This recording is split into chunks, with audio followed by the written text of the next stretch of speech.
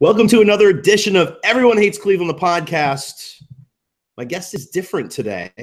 Actually, I don't know why I call people a guest on this thing. My co-host is the guy that they drag around. I don't know. No Mike Hattery tonight. Tonight is Gage Will. I don't even know if I can call you a newcomer at this. To me, you're a newcomer because I haven't written anything since you've been there. But we've been planning this podcast since I think the week before we announced that you were part of WFNY. Yep. Gage, it's finally happening. You've finally been able to finagle time with a youngin' and trying to be a good husband. Trying. So it's good to finally have you on board. How's it feel to be writing at WFNY? We kind of followed the same path. Both of us wrote at IBI for a while and made our way to WFNY. How's it feel in your first month and a half, I guess, at WFNY? I'm enjoying it. I like that WFNY has. I like being involved with all the other sports as well. Not writing on them, but just seeing the conversation about them beyond baseball. But the group of people at WFNY are great. If only the people could see the conversations we have on Slack off air. Like that's the money. I'm telling you, that's the money. What we ought to do is just transcribe those into the podcast, and we are following would triple. All right, let's get into it. That's the topic in our corner of the world, which is probably a small corner, but has been Tito Francona and Terry Francona. And let's just, with the playoffs going on, it's tied at 2-2. Obviously, the conversation shifts when you lose a couple of games, but there's been a lot of banter about Terry Francona and decision-making. And it seems kind of odd to go down this path because, okay, you know, if I were to run through the managers that have managed the Indians since I was born in 1971, it's a cornucopia of really bad managers or really mediocre managers. We don't have time for all that either, Jim. Yeah, no. Well, I'm old. I'm running out of time here, so we got to go fast. But, you know, I mean, obviously Terry Francona and the pantheon of managers and the history of the team, you know, past Lou Boudreau, of course, and a few others. Obviously, Terry Francona, possible Hall of Fame manager, probable Hall of Fame manager. Now, obviously, in the pantheon of managers, he's, if not the best, one of the best. Right. Probably in our lifetimes, the only other guy you can talk about on performance-wise is Mike Hargrove. And you can we can argue about, you know, performance there as opposed to the team that he had. Of course, that mammoth offensive team that he had. That being said, you know, a lot of critiquing going on with the way that Terry Francona, it's these little things, you know, managing a roster, how he's kind of created this roster without a lot of back-end offense. Then you lose a guy like Edwin Encarnacion. Then you have a couple of guys like Jose Ramirez and Francisco Lindor struggle. And all of a sudden you're looking at Eric Gonzalez and Gio Urshela and a bunch of other guys that kind of we've been questioning. So I just want to throw this out here. Your first question on the podcast, not you know, you're going to probably lose 100 followers in this discussion. But, you know, your thoughts on this. I think the big question here, Gage, is, you know, is it okay to critique a guy who clearly knows more about baseball than we do, looking back upon the game, you know, especially with the Urshela errors and stuff like that? What are your general thoughts on Francona as a whole? Because you got to go big picture on this before you fine-tune it to this playoff series, and then kind of tune it down to that. You know, what are your thoughts on Francona? Well, I kind of come out on Francona. He's obviously the players guy and gets a lot out of his players. He's got a great feel for the clubhouse. That can't be taken away from him. There are a lot of tactical decisions he's made that I've taken issue with, but mostly I think Francona is he's obviously a good manager and obviously knows a lot more about baseball than I'll learn in the next 30 years. But he's I also think that a lot of the love he gets goes a little overboard because, honestly, baseball managers, the decisions they make just don't have that much impact on or as much impact as it would seem from just talking about it. We can overanalyze. Well, yeah, I mean, go ahead. No, I mean, it's just, you know, when you look at this big picture, and when I talk about the big picture of the season, you know, you can point to bunt usage, little things that he does, you know, how maybe he handles when he kind of grabs hold of some guys that you kind of scratch your head about, starting with Michael Martinez last year and moving into this year, as a matter of fact, how he utilizes certain players. When you are in a playoff series like this and all of a sudden you lose a couple of games, especially in a game like last night, are these things he does good as magnified like last year with how he was sort of forced into using the rotation and the bullpen in this kind of multi-use way that you're seeing a ton now. Whereas this year you're seeing all of a sudden Encarnacion is hurt, Lindor struggling, J-Ram struggling, and now like last night you basically had Brantley, who's basically taking spring training at bats, Chisenhall, who is basically taking spring training at bats, and who they literally used as a decoy a couple games ago. How critical can we get on this guy who last year, looked like MacGyver of managers, Band-Aid and gum and tape, and somehow we make it to one hit away from a World Series.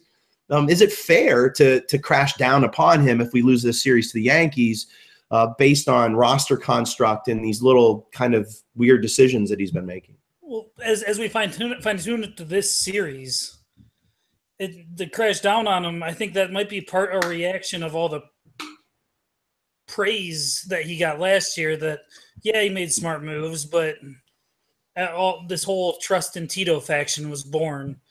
I'm not saying I don't trust in Tito. It's just then he makes these questionable decisions, and it seems like this series, every questionable decision he's made has come to pasture. Like you have the Edwin injury that forced Brantley into a DH spot.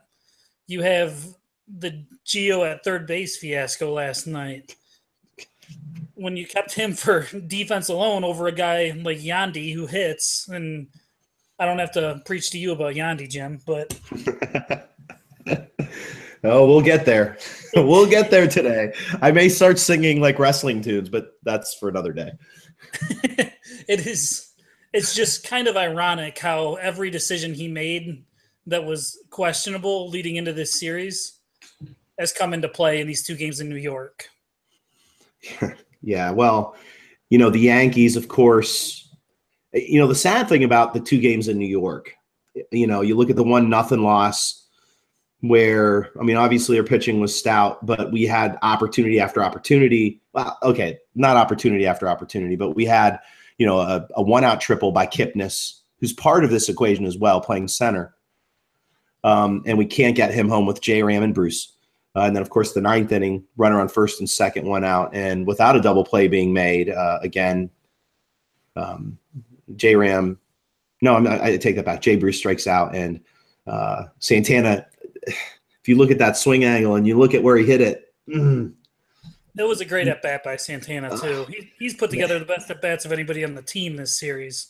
Yeah, and to think about this, and this could take us off on another tangent, if we do happen to lose the game tomorrow, and I don't think we will, but if we do happen to lose the game tomorrow, very well could be Carlos Santana's last game as a Cleveland Indian. So ponder that. Well, just made myself a little sad thinking about that. But all right, so let's look specifically at Giovanni Urshela. Obviously, if you take into account Francona trying to get Kipnis into the lineup and moving him to center field, Kipnis is as gamer a player as I've ever seen. And when I covered him at Kinston and when I lived in North Carolina, you want to talk about a guy working to be a good second baseman. He was it. And the question then was, could he move from center to second? Not a lot of people thought he could. Actually, a lot of people were saying he wasn't doing well, which wasn't true. All the boots on the ground said he was. He's clearly working hard. He makes a fantastic catch, a 4-star catch in game 1. But we've seen some let's be honest, every ball that's hit the center, ground ball, fly ball, any ball, we have a little bit of a heart attack, and he kind of gives us one. His routes aren't very good. Obviously, you're putting a guy in a primary position in a playoff series. It seems insane to me, but you can kind of make – obviously the bat's been there, so that makes some sense. You move J-Ram to second where that's his primary position. That makes sense. And you put a defensive third baseman at third base. Unfortunately, the downfall of that is offensively he's a hole. There's no other way to say he's a black hole at offense, so you have to have other people pick him up. And if he's not playing well defensively, you basically have is, as was pointed out to me today, of a player worse than Michael Martinez playing in another playoff series. So let's talk about Giovanni Urshela. Some really interesting news coming out today that he has a sore leg. And I put quotes around that, but, I guess he got hit by a ball yesterday that he should have fielded. Are we going to see Yandy Diaz tomorrow? Is this out without having to put Encarnacion on the DL? It looks like Encarnacion's going to play as well. Your thoughts on Giovanni, and give me percentage on what you think about Yandy Diaz. Do you think he plays tomorrow? Do you think he makes the roster? I think that would be the move to make. I think you can afford to mortgage Giovanni Urshela for the ALCS to make that move tomorrow night, because of the rule where if a player hits the DL during the AL Division Series, they have to miss the next series. That's one of so I guess that's the rule, obviously, to keep teams from shuffling players to the DL. But I think they will ultimately make this move. We didn't hear anything, Jim, last night about Gio's sore leg until they got a night to sleep on it. Isn't that a little funny? I mean, all of a sudden today, yeah. I mean, I honestly, I haven't been online this whole afternoon. I get online and I actually saw a tweet you made with the Gio news. It looks possible that Yandy's going to play tomorrow night. And I'm thinking, what? What am I missing? So it does seem kind of contrived, but also at the same time, we've got footage of Edwin Encarnacion, running pretty well in the outfield. I mean, that doesn't necessarily mean he can generate power, with that leg. I mean, that was a nasty, nasty sprain that we saw. But we are talking only a DH. I mean, as long as he can swing the bat and, hobble around the bases with his arm out like so, I think that's okay with us. But, we could possibly see a scenario tomorrow where we have Kipnis moving back to second. We have Greg Allen perhaps in center. If they don't bring Yandy up, then you of course move J-Ram back to third, or you keep everything as is and you just put Yandy at third base. I mean, defensively, have you seen anything from Yandy Diaz that makes you think he can't be spectacular? No, he had a couple issues early in the year throwing the ball, I think, but it's funny, those contrived, like you talk about contrived, all the reports about him being a poor defender seemed contrived earlier this year. Like they were hedging against putting him on the major league roster. And well, no, a lot of that came from Francona himself. Francona made a comment early on talking about his deficiencies at third base. Right. Yeah, and again, I'm not trying to come down on Francona, but there's a PR piece to all this that's kind of frustrating. Yeah, and it could be Francona protecting his players a little bit and getting them on board with any decisions he makes too. They're going to listen to him say he's a poor defender and then understand why this bat isn't on the roster. But I've seen him go to his left as well as anybody this year to get ground balls. I mean, I think he had 3 or 4 plays throughout the year at third base dive into his left. Mm-hmm. And let's not forget a couple of things. He's at high A and at double A, he was both rated the number 1 third baseman in the league. And granted, we're not talking about massive leagues with hundreds of third basemen, but that award is given by other managers and other coaches in that league, in those leagues. I mean, we're talking about a guy who's been awarded as a great third baseman, not even a good third baseman, a great third baseman, and every league he's played in except for AAA, only because he hasn't played a full season at AAA yet.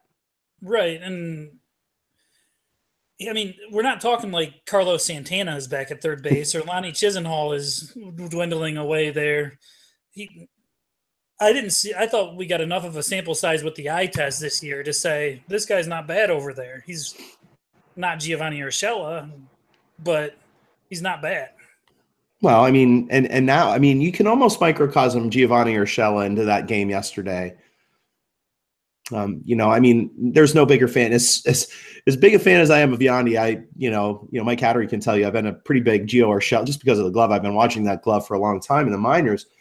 But I mean, you can almost make a case that just in that one game alone, he's made a case for himself not being on the roster. I mean, his whole reason for being on the roster was that spectacular glove. And if we're not going to see it in the microcosm of the playoffs, you make a case that you've got to bring up the offensive bat because we're struggling offensively.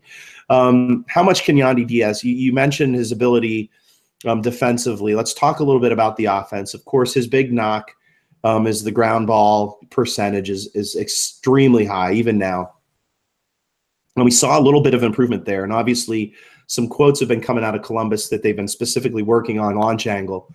How can Yandy Diaz, just putting Yandy Diaz into the lineup, what's the one area or two areas offensively that he immediately helps? He gives you an extra base hit candidate when he's up there. And I know he hits the ball on the ground, but he hits the ball hard on the ground.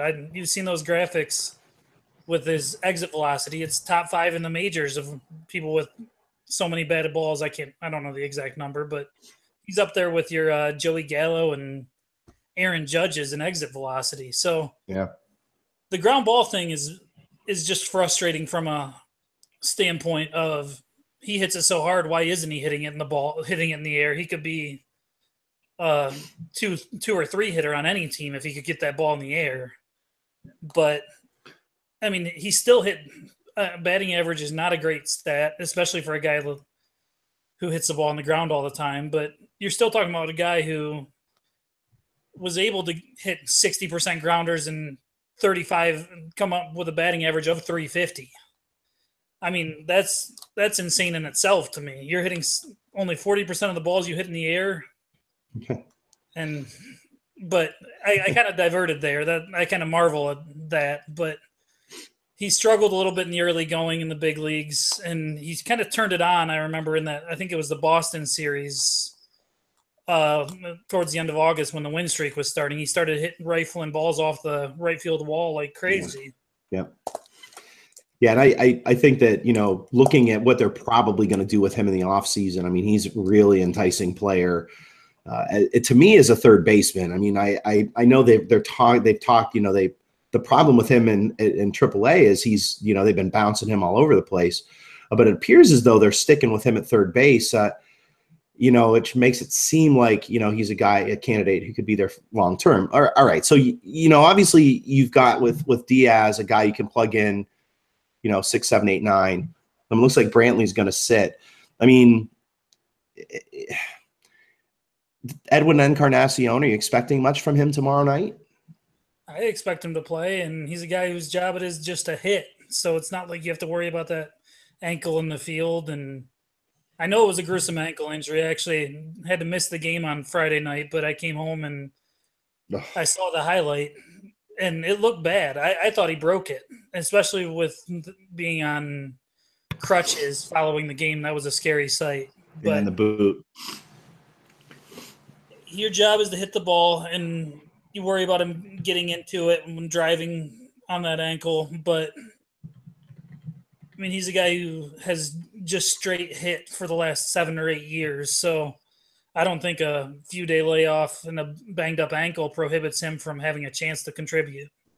Well, I know both of us veer towards the metric side of things, but, just looking at the lineup standpoint, just having him in the lineup in the middle there obviously lengthens your lineup. And when you're facing, the potential, obviously Sabathia to start the game, a lefty. I mean, you want that lefty-righty matchup, but, obviously if the minute Sabathia struggles, you've got to imagine that Sonny Gray is going to get called on, who didn't get used at all yesterday.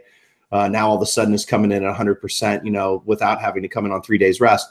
So, I mean, just from a kind of a threat standpoint, it seems like, with the way that Santana's been using his bat, and if we can get a little bit of offense from Lindor and from J-Ram, it does lengthen our lineup quite a bit, especially if you add Yandy Diaz to the lineup, and Kipnis is hitting the ball as well. I mean, so there's a lot of potential there. But let's look at the game specific tomorrow. I mean, as much as I said, if we lose the game tomorrow, I mean, we have the 1+, more than 1+. I mean, we're playing at home at 1, but we also have Corey Kluber on the hill. And I know that Kluber didn't look like Kluber.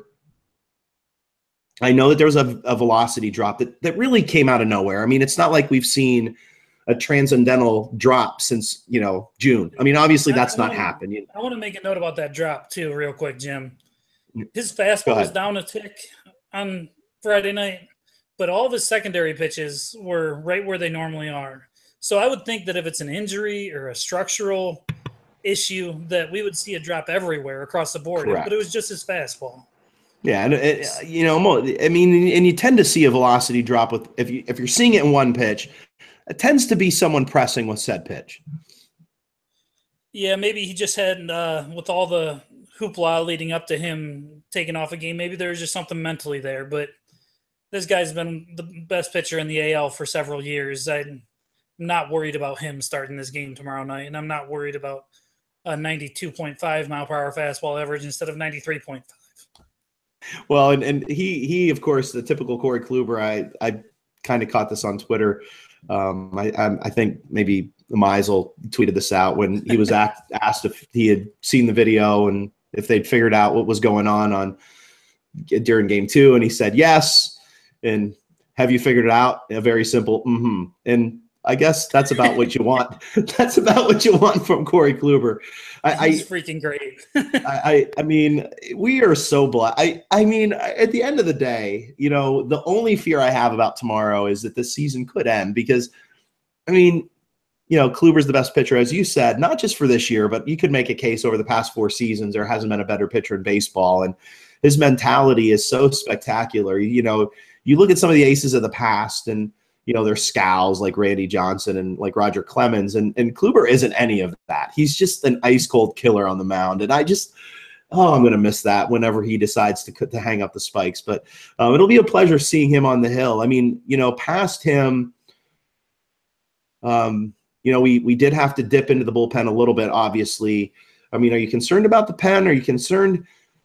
We've seen some dents in the armor of Andrew Miller. Cody Allen's looked pretty good. I mean, I guess our perfect day tomorrow would see Kluber going at least 6, if not more. And then, of course, that rock-solid bullpen of Miller, Shaw, Allen. Do you see a scenario tomorrow where Corey Kluber's pitching great and he goes past 6 innings, or do you think Terry Francona is going to use that mode that he used last year in the playoffs, where you get that solid Kluber outing till 6, and then you bring in the lockdown bullpen, even though that bullpen has looked maybe a notch below what it was last year? I think, Jim, the only way Kluber sees the 7th inning is if it's 7-0 Indians lead or something like that. My ideal scenario tomorrow is basically Kluber for 6, and then Miller and Allen for 3. Yeah, well, I mean, maybe Kluber goes 6 1/3, and then Miller comes in and mops up the 7th. I just think you'll see Kluber's day finish in that 6th to 7th inning, round 6 innings. Yeah, I don't see him messing with that philosophy. I think the score, as you mentioned, is a big deal. I mean, what are your thoughts? I mean, heading in tomorrow as we kind of head towards closing up shop. I mean, it's a game 5. It's an elimination game in Cleveland. The last time I think we had an elimination game in Cleveland that we won was against, I don't think it was in Cleveland. I think it was in 2017. I think it was against the Yankees in an ALDS. I mean, what's your fear? I mean, if you have one fear heading in tomorrow, obviously Sabathia. I mean, Sabathia could be looking at a fairy tale here with him coming back to Cleveland and beating his former team. But I mean, that seems like a fairy tale to me. I guess my big question is does he make it out of the first inning? I mean, I hate to be that confident that we're going to hit him, but I'm not even super sure that if he's gives up a run in the 3rd inning, he makes it past the 3rd. I think there's going to be you might see the shortest leash imaginable on a pitcher tomorrow with CC. They have 5 guys in that Yankee bullpen that can come in and mop up innings. Not to mention, the fact that you're going to see Aroldis Chapman for 2 at the end of the game if it's a close game. You're going to see Chad Green immediately when Sabathia exits, probably. And I can't see Sabathia going past 4 innings tomorrow, unless he's, like you said, it's a score thing. But if this game is 1-0, 2-1, I can't see them risking it with CC much more than 1 to 1.5 times through the order. So this is going to be a weird day tomorrow, man. You've got Kluber against basically the Indians version of their off day last year, where they didn't have a starter and they were just throwing everybody at the Ryan Merritt starts. I mean, it's weird. Why didn't they throw Gray? It's insane. I mean, I think their hope is to get, I mean, I wouldn't be surprised to see Gray working in the pen when the game starts. I mean, it wouldn't surprise me at all. And it may be just one of those games where even Sabathia, if he can finagle his way, through an inning or two, that they just bring Gray in because he's fresh. I mean, I just can't imagine they want Sabathia this offense to see Sabathia a second time. So it could be just one of those scenarios. We see Sabathia the one time through the lineup, we see Gray one time through the lineup, and then they get to the bullpen if they get themselves a lead. I mean, I think scoring runs is key. I mean, I could see a scenario tomorrow where the Indians get 2 guys on base and they pull Sabathia before he even gives up a run. So I think that Sabathia is almost smoke and mirrors. So I don't know. This is going to be a very strategic game. I think the Yankees are going to be swinging from the ground up. And the one area where Kluber has struggled this year is the long ball, if there's been a struggle.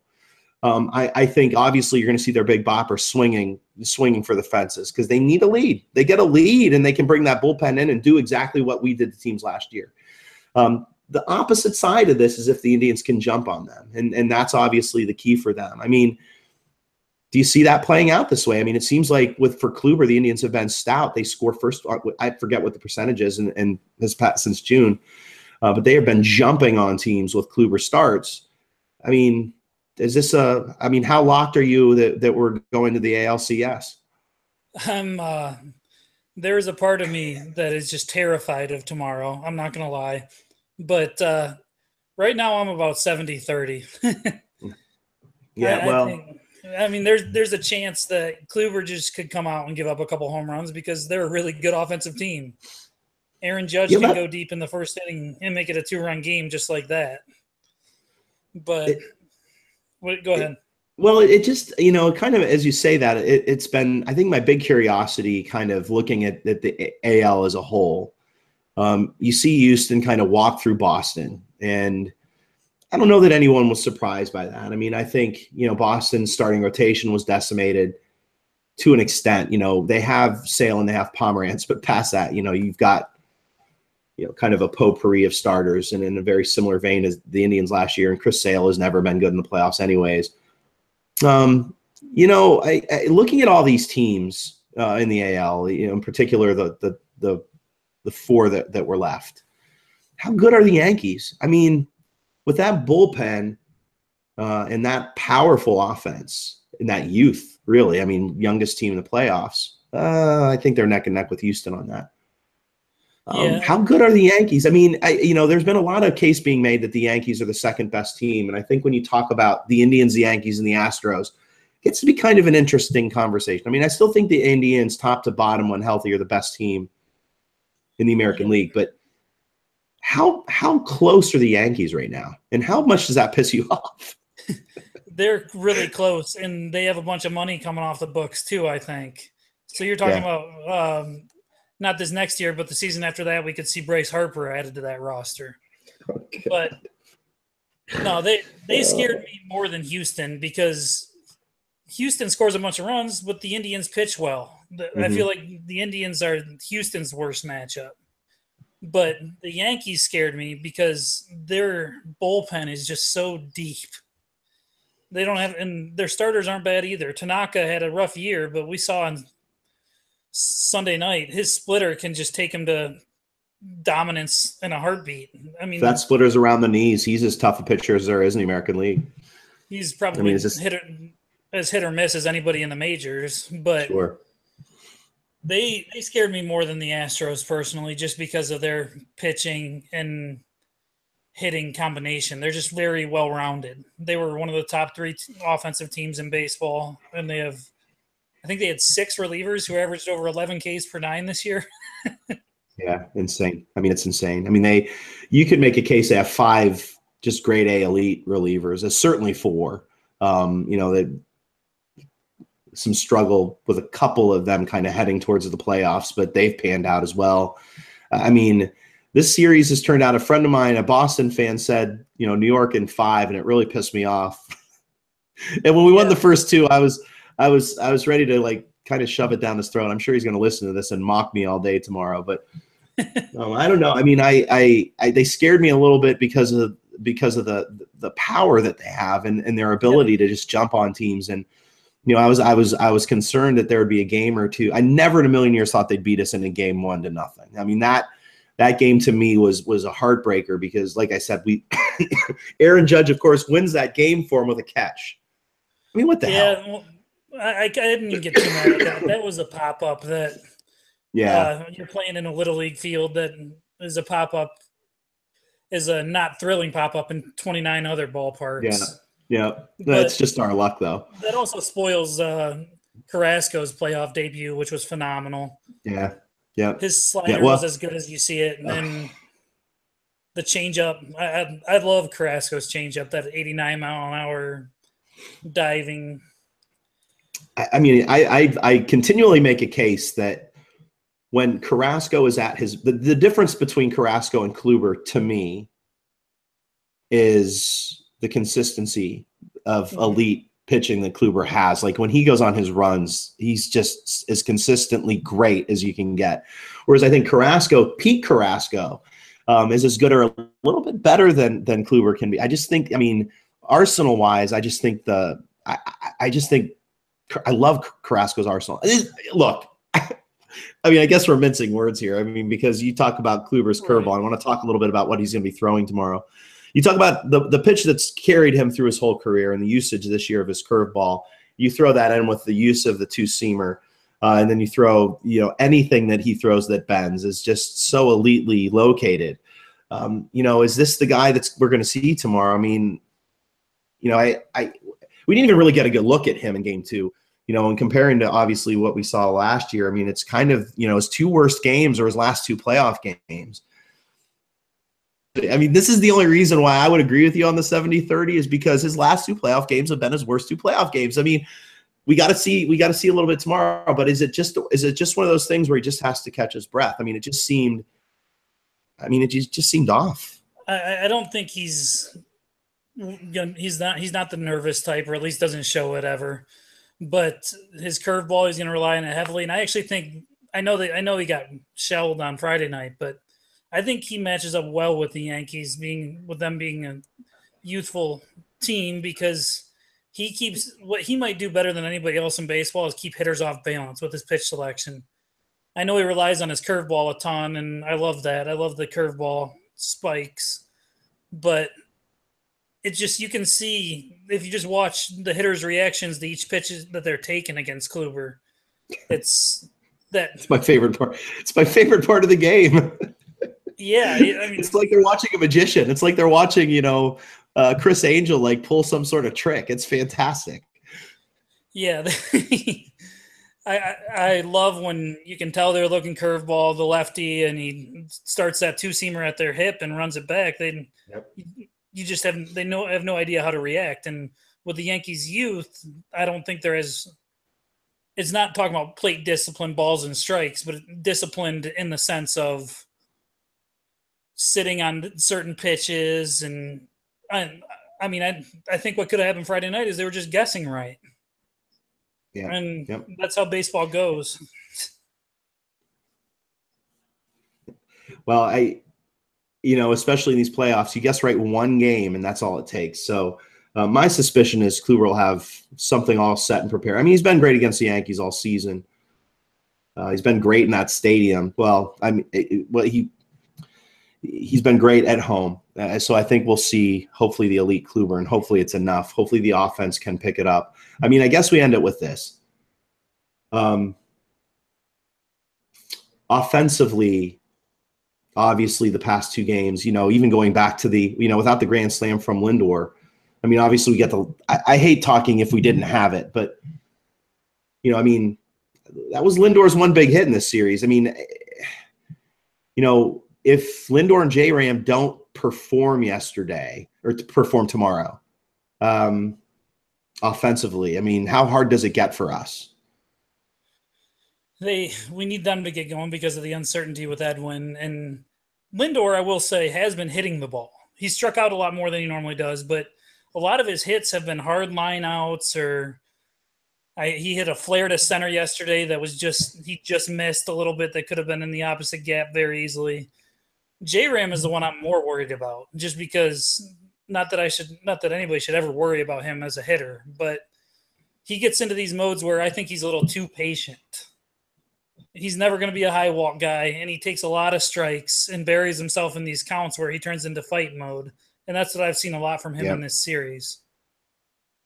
And he struck out a little too much for me. I mean, he doesn't usually strike out a lot, and he struck out a little too much for me. I basically ditched the whole Tanaka game. Tanaka was filthy that night. I think a lot of people put way too much onus on the hitter in those scenarios, and sometimes the pitcher just can't be hit. And that's what Tanaka was. You would have liked to see him lay off those splitters, but easier said than done. Yeah. How bad did Jay Bruce look in that game, by the way? Oh, gosh. In one game, he went from being someone we're going to sign for a 4-year deal or a 3-year deal to that was all of a sudden the guys with 2 first names aren't getting a free game anymore, Gage. We're out the door. We're out the door. And he's been fantastic the whole series, but he was missing balls by 7-8 inches. You could tell when he walked up to the plate too. He just looked pissed off, like he knew what was going to happen. I mean, I just felt bad for him. But us 2 first name guys got to stick together. That's all I'm going to say. That maybe we'll change the name of the podcast to the guys with 2 first names. Actually, that's not a bad idea. No. The guys with 2 first names. All right. That way, Hattery. Yeah.